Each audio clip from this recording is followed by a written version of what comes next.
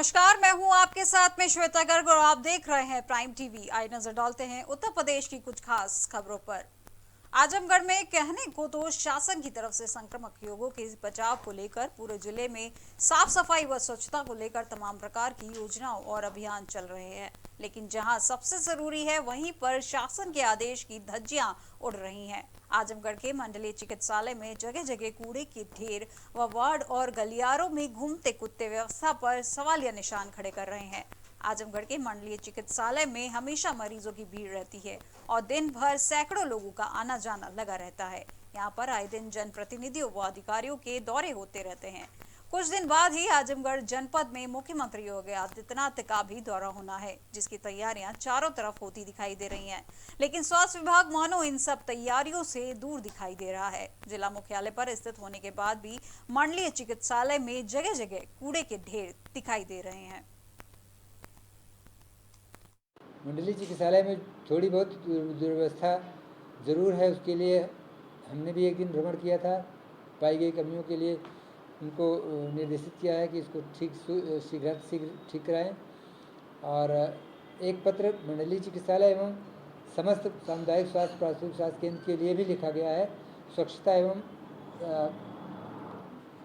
Dengue की रोकथाम के लिए जो उपाय किए जाने हैं उसके लिए इस तरह की गतिविधि, अगर कोई कमियां कहीं पर प्राप्त होती हैं तो मैं तत्काल उसके लिए दिशा निर्देश एवं उसकी मॉनिटरिंग भी कराऊंगा और जो भी दोषी होंगे उनके लिए कार्रवाई भी की जाएगी। सर, वार्ड में अभी मैं देखे हैं सर, कुत्ते आवारा कुत्ते घूम रहे हैं सर, उसके कारण ये संज्ञान, ये समाचार आपके माध्यम से भी हमको मालूम हो रहा है। मैं तत्काल इसके बारे में सीएमएस से बात करके उसको देखूंगा कि किस स्तर से कमियां हैं कि इस तरह की लापरवाही बरती जा रही है। क्या नाम है आपका? रवि निषाद। ये बताइए, मंडलीय अस्पताल में साफ सफाई की कितनी व्यवस्था है? व्यवस्था 50% है। और रह गई इसमें क्या बोलते हैं, बाल्टी जो मरीजों के पास रखी जाती है वो बाल्टी खुद हम लोग को खरीद के लाना पड़ रहा है। 2022 के चुनाव में अपना दल एस ने अपनी तैयारियां तेज कर दी हैं। अपना दल एस के प्रभावी प्रत्याशी राष्ट्रीय स्वाभिमान मंच के राष्ट्रीय अध्यक्ष आर.एस. पांडे ने गैंगटा और ठठुआ जैसे कई गांवों में जनसंपर्क किया। जनसंपर्क अभियान के अंतर्गत कई गांव के विकास का हाल भी जाना, कई गांव के लोगों की समस्याओं को सुना और उन्हें हर संभव मदद का भरोसा दिलाया। वहीं रोड, स्कूल, हॉस्पिटल, कॉलेज जैसी कई योजनाओं के बारे में चर्चा भी की।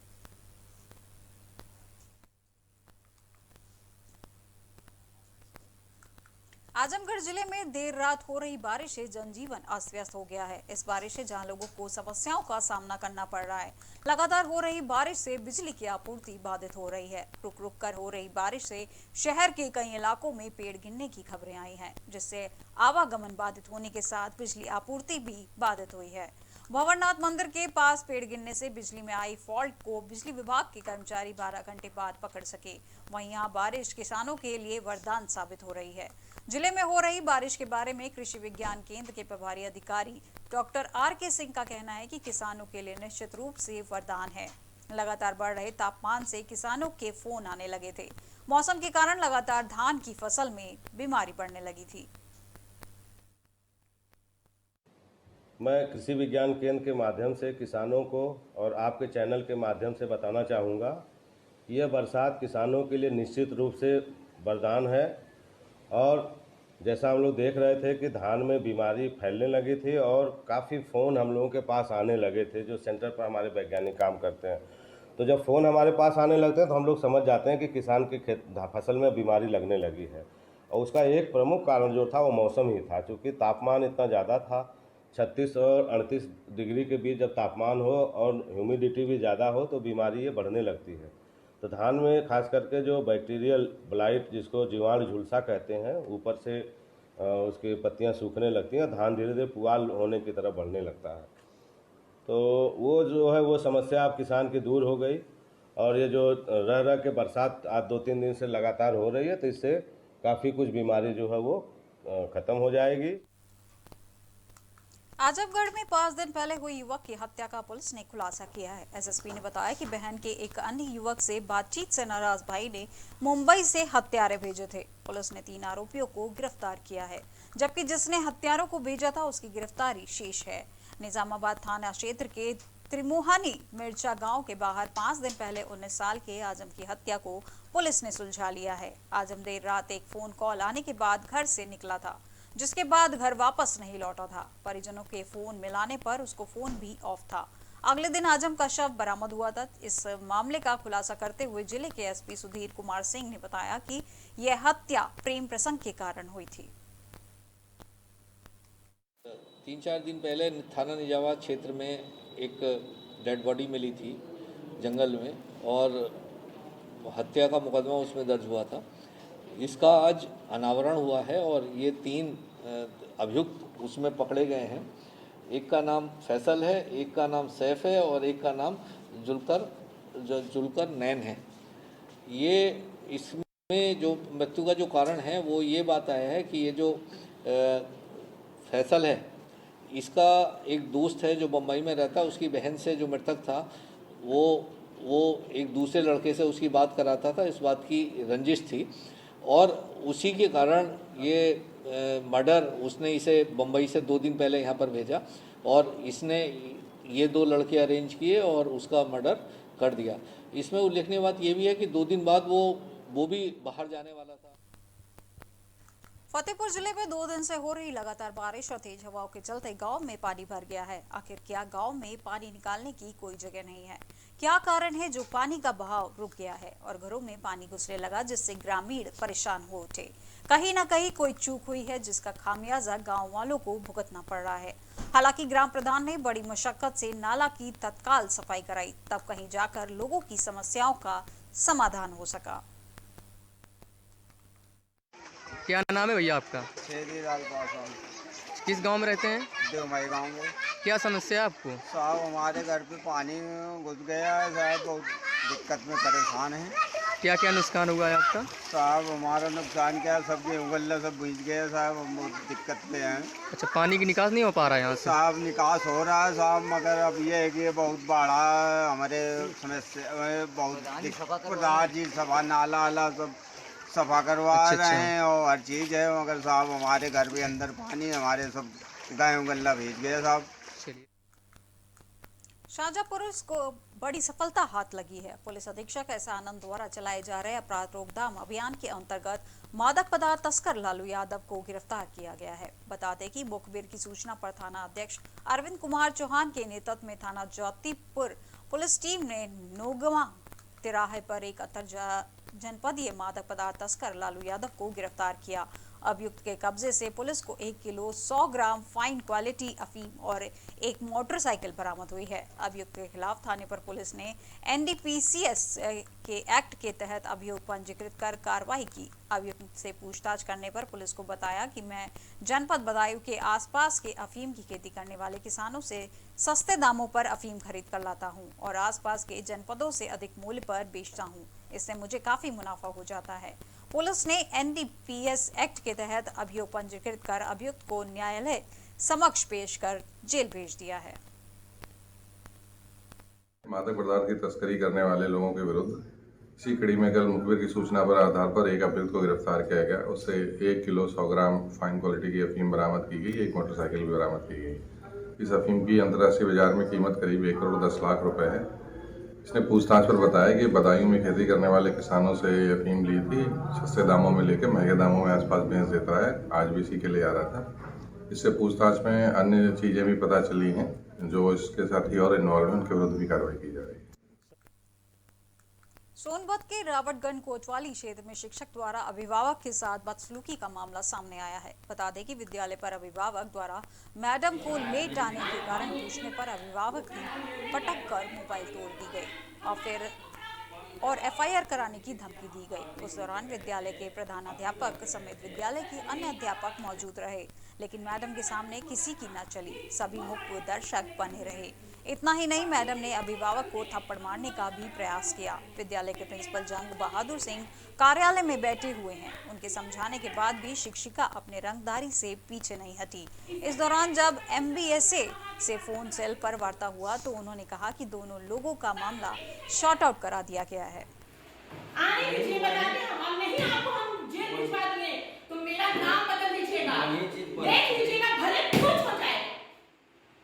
नहीं, ये देखिए कोई समस्या क्यों नहीं समझते?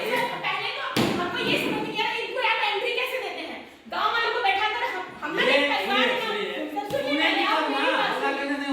इसी चीज का यदि हमारी समस्या है समाधान अपने बीच होगा और अधिकारी एक दिन आएगा, पुलिस एक दिन आएगी। समाधान देखिए हम आप बैठ के कर सकते हैं। समस्या सबकी है। बात बताइए, इनको आपसे ना पूछना चाहिए ये प्रिंसिपल है। सही है, सुनिए। हम चले जाते हैं ये पूछने की पता करिए कि वो क्यों 9:30 बजे आए हैं। हम इनको जवाब देने के अधिकारी, मेरा कोई अधिकारी आ जाएगा हम उसको जवाब देने के अधिकारी, हम मोहल्ले गांव प्रधान ब्लॉक प्रमुख इन सबको अधिकारी नहीं है। कोई भी पेमेंट नहीं लगाता है। मेरी पेमेंट कटी है, कोई लगवाया है क्या? नहीं, वो मेरा अधिकारी नहीं लगवाएगा। वो जनप्रतिनिधि हैं, वो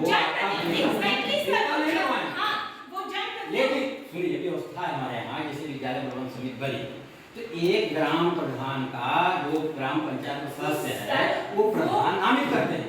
अब वो जो है इनको नामित किए हैं कि आप विद्यालय की देखरेख करें। तब ये आए क्या जो है वो है तो सब्जी रोटी है, सब्जी रोटी बन रही है, कहीं रोटी बनने में ज्यादा समय लगता है तो हम अपनी समस्या चावल बनवा देंगे। विद्यालय प्रबंधन समिति में टीचरों का आना जाना कहाँ देखो। अभी तो हम आए थे तो सर भूषण सर मेरे साथ साथ आए, उन्होंने मुझसे डांट पूछा रही है कि इतना लेट कैसे, तो हम बताएं सर ऐसे करके साथ नहीं आए। उनको लगता है कि हम क्या वही बात कहिए ना, परिस्थिति है छोटा बच्चा है हमको लेट हो जा रहा है। हम तो उसी 15 अगस्त को कहे थे कि देखिए स्कूल जब चलने रहेगा तो सब लोग जो है नियमित हो जाएंगे। प्रधान जी भी कहे थे कि आधे घंटे आपका चलेगा कि भाई 10-5 मिनट कहीं लेट हो गया कोई बात हुई 8:30 तक आ जाइए। इस चीज को उठा के मुझे मेंटली टॉर्चर करते हैं, मुझे मेंटली ये उसी तरह प्रधान जी पब्लिक में बोले अगर आपको कोई दिक्कत है तो मुझसे पर्सनली बात कीजिए। नहीं देंगे फोन, समझना है। मेरे घर में भी प्रेस वाले बटन पड़े हुए हैं, दुष्ट कहीं के। आप 9:30 बजे आएंगी और पूछा जा रहा है तो आप क्यों ऐसा बोल रही हैं? देखिए गुस्सा मत दिलाइए मुझे। देशभर में भी जवानों के हौसलों को पस्त नहीं कर पाई। भारत तिब्बत सीमा पुलिस साइकिल यात्रा ईटानगर से चलकर रायबरेली होते हुए फतेहपुर के हुसैनगंज पहुंची है। हुसैनगंज स्थित हेमावती नंदन बहुगुणा इंटर कॉलेज में भारतीय तिब्बत सीमा पुलिस के जवानों ने वृक्षारोपण किया। साइकिल यात्रा का समापन 2 अक्टूबर को राजघाट पर होगा। यात्रा का मुख्य उद्देश्य आजाद की 75वीं वर्षगांठ पर अमृत महोत्सव कार्यक्रम के तहत पूरे देश में भारतीय तिब्बत सीमा पुलिस के जवानों द्वारा निकाली जा रही साइकिल यात्रा है। ये साइकिल यात्रा निकल रही, इसका क्या उद्देश्य है, किस उद्देश्य से साइकिल यात्रा निकाली जा रही है? ये साइकिल यात्रा जो आज़ादी की 75वीं वर्षगांठ है उसमें भारत द्वारा आज़ादी का अमृत महोत्सव मनाया जा रहा है। उसी के उपलक्ष्य में जो है ये इस प्रकार की साइकिल रैलियां देश भर में चली हुई है। तो भारत तिब्बत सीमा पुलिस बल जो कि भारत तिब्बत सीमा की रक्षा करता है उसको भी एक दायित्व सौंपा गया था कि नॉर्थ ईस्ट में ईटानगर से राजघाट तक एक साइकिल रैली निकाली जाए। तो ये साइकिल रैली फतेहपुर जनपद में औंग थाना क्षेत्र में लगातार बारिश हो रही है। तेज बारिश के चलते दीवार गिर गई। वहीं दीवार गिरने से महिला गंभीर रूप से घायल हो गई है। ग्रामीणों की मदद से महिला को मलबे से बाहर निकाला गया है, जिसको उपचार के लिए अस्पताल ले जाया गया। वहीं सूचना पर पहुंचे हल्के लेखपाल अभिमन्यु ने मौके का मुआयना किया। मामला फतेहपुर जनपद के हुसैनगंज थाना क्षेत्र के अंतर्गत इब्राहिमपुर गांव का है, जहां पर चुनावी रंजिश को लेकर प्रधान पति पर हमला बोला गया है। वहीं प्रधान ने हमलावरों पर लाठी डंडे से पीटने का आरोप लगाया है। प्रधान पति को बचाने के चक्कर में प्रधान समर्थक की भी जमकर पिटाई हुई है। महिला प्रधान से बदसलूकी का भी आरोप लगाया जा रहा है। इस मारपीट में प्रधान पति समेत 2 लोग घायल बताए जा रहे हैं, जिनका इलाज सामुदायिक स्वास्थ्य केंद्र में चल रहा है। वहीं सूचना मिलने पर मौके पर पहुंची पुलिस मामले की जांच में जुट गई है। मामला है जो मारपीट का मामला है। सीर इब्राहिमपुर की ग्राम प्रधान मंजू सिंह हैं। यह हुसैनगंज जनपद फतेहपुर का मामला है, थाना हुसैनगंज। इनके प्रतिपक्षियों ने एक दरख्वास्त दी थी कि शौचालय और आवास में अनियमितता। मैनपुरी जनपद के कुसमरा चौकी क्षेत्र के ग्राम नगला छबरा में एक नवविवाहित की संदिग्ध परिस्थितियों में मौत हो गई है। मौत की सूचना मिलते ही मायके पक्ष के लोग गांव पहुंच गए और ससुराल वालों पर हत्या का आरोप लगाते हुए हंगामा भी किया। मौके पर पहुंची पुलिस ने शव को कब्जे में लेकर पोस्टमार्टम के लिए जिला मुख्यालय भेज दिया है। पुलिस को बड़ी सफलता हाथ लगी है। पुलिस ने चर्चित नारायण हत्याकांड का खुलासा किया है। पुलिस ने मुठभेड़ में 25-25 हजार के नामी 2 हत्या आरोपी को गिरफ्तार किया है। आपको बता दें कि आरोपी ने 20 साल पहले हुई पिता की हत्या का बदला लिया था। 20 सितंबर को सरेरा गोली मारकर मछली व्यापारी की हत्या की थी। बता दें कि चौक कोतवाली पुलिस ने आवास विकास में मुठभेड़ के दौरान आरोपी को गिरफ्तार किया। बता दें हत्या में प्रयुक्त की गए खोखा कारतूस भी पुलिस ने बरामद किए हैं। साथ ही हत्या के दौरान खून लगी पेंट भी बरामद हुई है। सर, कोतवाली पुलिस ने एक हत्याकांड का खुलासा किया है, कैसे ये सफलता प्राप्त हुई, क्या गिरफ्तारी है, क्या बरामद किया? कोतवाली में 8 सितंबर को एक बहुत ही चैलेंजिंग घटना हुई थी, जिसमें नारायण कश्यप नाम के व्यक्ति को 2 व्यक्तियों ने गोली मारी थी शाम को 8 बजे। वहाँ पर सड़क के किनारे वहाँ भीड़ भी उपस्थित थी।